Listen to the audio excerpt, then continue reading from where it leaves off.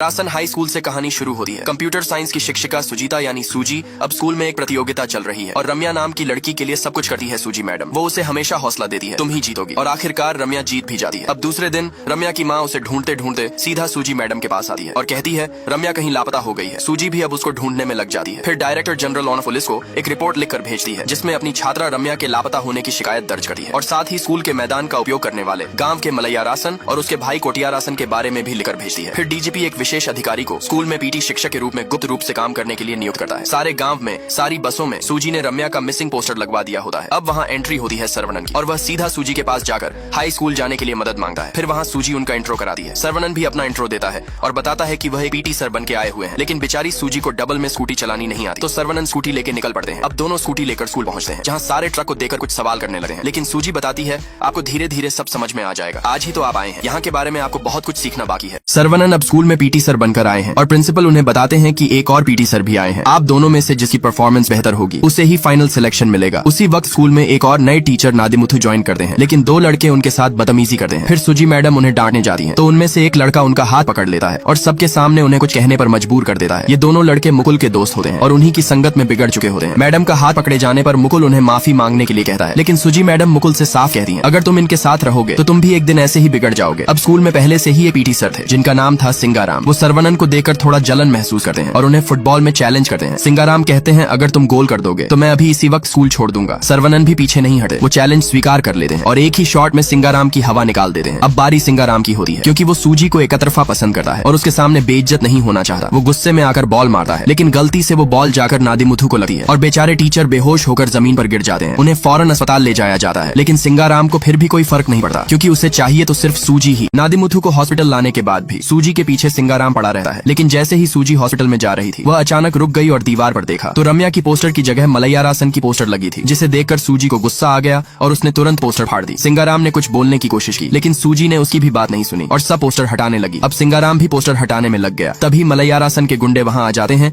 और दोनों को रोकने की कोशिश करते हैं, लेकिन सूजी डरती नहीं थी। रम्या की पोस्टर रहनी चाहिए, इस बात पर वह अड़ी हुई थी। सूजी कहती है ये पोस्टर यहाँ रहेगी तो ही रम्या के बारे में कुछ पता चलेगा। इसी बात पर सूजी और गुंडों में झगड़ा हो जाता है। सिंगाराम बाहर से तो हिम्मत दिखा रहा था, लेकिन अंदर से डर रहा था। तभी सूजी ने अचानक एक चप्पल उठाई और सीधे एक गुंडे को दे मारी। अब बेचारा सिंगाराम बुरी तरह फंस गया। सूजी ने गुंडों से खूब झगड़ा किया और फिर दोनों वहाँ से बच निकलते हैं। सूजी कहती है सिंगाराम अगर आप साथ नहीं होते तो शायद मैं डर जाती, लेकिन आपकी वजह से हिम्मत आई और चप्पल चला दी। अब बेचारे सिंगाराम को कुछ समझ नहीं आया और सूजी भी वहाँ से चली गई। मलैया रासन गाँव में चल रहे विसर्जन में गए हैं। अब गुंडे सीधा मलैया रासन के पास पहुंचकर सारी बात बता देते हैं। एक दिन राम्या की माँ सूजी के घर पहुंचती है। फिर राम्या की माँ सूजी मैडम के साथ बात करते हैं और वो रोते हुए कहती है राम्या 2 हफ्तों से लापता है और अब तक कोई खबर नहीं है। सूजी उन्हें ढांढस बंधाती है और कहती है कि ये बात किसी को मत बताना, कमिश्नर ऑफिस से एक स्पेशल पुलिस भेजा है, राम्या पक्का मिल जाएगी। लेकिन राम्या की माँ की आंखों में आंसू थमते नहीं। वो कहती है मेरी बेटी तो एक पल भी मेरे बिना नहीं रही, वो अब कैसे और कहाँ होगी, मुझे कुछ नहीं पता। फिर सूजी को याद आता है जब एक दिन राम्या की माँ ने उसे कहा था कि मेरी बेटी को फेल कर दीजिए। सूजी हैरान होकर पूछती है लेकिन वो तो क्लास की टॉपर है। राम्या की माँ कहती है पति के जाने के बाद मैं लोगों के घरों में काम कर रही हूँ, उसे पढ़ाने तक के पैसे नहीं है। सूजी कहती है मैं फीस भर दूंगी, लेकिन राम्या की माँ कहती है इस महीने तो भर दोगे, लेकिन अगले महीने और फिर शायद और एक महीना इसलिए कह रही हूँ, मैडम फेल कर दो। लेकिन यही बात चुपके से राम्या सुन लेती है और उस दिन के बाद सूजी मैडम ने उसे कहा था अगर तुम्हें अपनी माँ को रानी बनाना है तो पढ़ाई में और मेहनत करो, मैं तुम्हारे लिए स्कॉलरशिप की कोशिश करूंगी। और कुछ ही दिनों में राम्या को स्पॉन्सरशिप मिल भी जाती है। सूजी खुशी से फूली नहीं समाती, लेकिन उसी समय राम्या की माँ आकर कहती है कि राम्या लापता हो गई है और यही से कहानी की असली शुरुआत होती है। जब सूजी की इज्जत के साथ खेला गया और सर्वनन कुछ नहीं कर पाया तब उसके दिल में कुछ टूट गया। सूजी के दादा सिंगाराम को आइडिया देता है कि कैसे सूजी को पटाया जाए। अब सर्वनन उस कोठर में रहने आ जाता है जहां सूजी ऊपर से सिंगाराम पर पानी डालने जा रही थी, लेकिन गलती से सर्वनन पर पानी गिरा देती है और फिर वो नीचे आकर माफी मांगती है। कहती है सॉरी सर, मैं तो सिंगाराम को भिगोना चाहती थी, आप आ गए। सिंगाराम ये देखकर जलने लगा है। अगले दिन सर्वनन को पता चलता है कि मलैया रासन और कोटिया रासन आते हैं क्योंकि एक दिन पहले सूजी ने उनका पोस्टर हटा दिया था। अब सूजी को पकड़कर धमकाते हैं और मलैया रासन उसकी इज्जत के साथ बुरा बर्ताव करता है। तभी उसका भतीजा मुथु आता है और चाचा को रोक देता है, लेकिन तब तक सूजी की आंखें आंसुओं से भीग चुकी होती हैं। जाते जाते मलैया रासन कहता है अगली बार भरे बाजार में तेरा नाम मिट्टी में मिलाऊंगा। और दूर से ये सब देख रहा सर्वनन का खून खौल उठा है, लेकिन अभी वो कुछ नहीं कहता, बस चुपचाप सूजी के आंसुओं को देखता है। अब आगे देखते हैं सर्वनन क्या करेंगे और सूजी के साथ क्या होगा।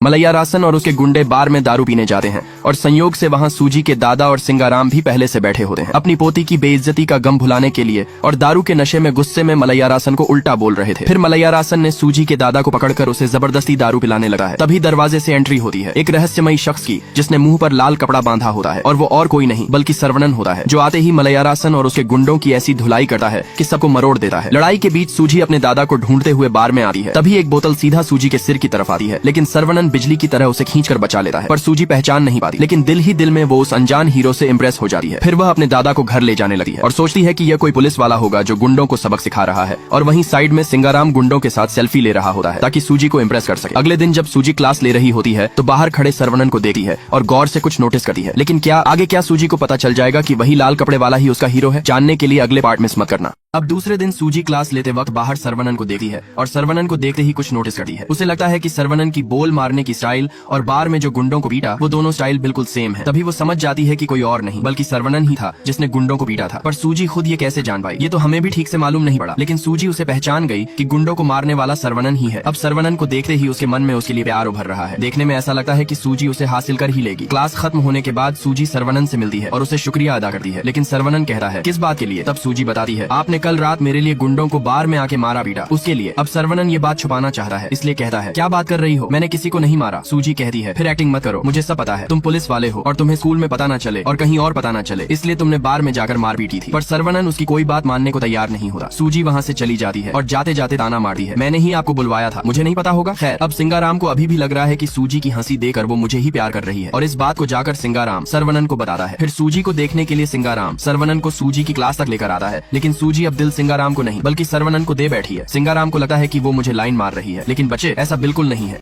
अब सिंगाराम सरवनन को सूजी के क्लास तक ले आता है, लेकिन सूजी अब दिल सिंगाराम को नहीं बल्कि घोसू सरवनन को दे बैठी है। सिंगाराम को लगता है कि वो मुझे ही लाइन मार रही है, लेकिन बच्चे ऐसा बिल्कुल भी नहीं है। सूजी हंस रही है। सिंगाराम को लगता है कि अब तो मेरी ही हो गई है। खैर अब सिंगाराम जब सूजी को देखता है तो बड़ी बड़ी फाड़ने लगा है और जैसे ही सूजी ना देखे तो पूरा खरगोश बन जाता है। सिंगाराम सूजी के सामने बहुत फाड़ता रहता है। सूजी तो बेचारी जानती ही नहीं कि सिंगाराम उसके पीछे पड़ा रहता है। दूसरी ओर सूजी पूरा दिल दे बैठी है सरवनन को, लेकिन बेचारे सिंगाराम से ये देखा नहीं जाता। बेचारे सिंगाराम को जलन हो रही है, फिर भी घोसू सिंगाराम उसके पीछे पड़ा ही रहता है। अब एक दिन स्कूल में एक लड़का स्कूल की छत से गिर जाता है। उसे तत्काल हॉस्पिटल लाया जाता है। सूजी भी फटाफट वहाँ पहुँच जाती है क्योंकि शिक्षिका तो है ही, ऊपर से दिल की भी बहुत भोली है। अब पुलिस स्टेशन में एक रिपोर्ट लिखानी थी, इसलिए एक बच्चे ने सूजी मैडम को सब सच बता दिया था। उसने कहा कि जो लड़का छत से गिरा था उसे टेरेस से धक्का दिया गया था क्योंकि गुंडे लोगों ने पानी में जहर मिला दिया था, तो उस लड़के ने वही पानी पी लिया था। अब सूजी ने गुंडों के सामने बोलने की हिम्मत दिखाई और उसने पुलिस को पूरा सच बता दिया। लेकिन डर के कारण उस लड़के के माता पिता भी झूठ बोलते हैं, मगर पीछे हटने वाली सूजी नहीं थी। वो किसी भी तरह उन लोगों को जेल भिजवाना चाहती है।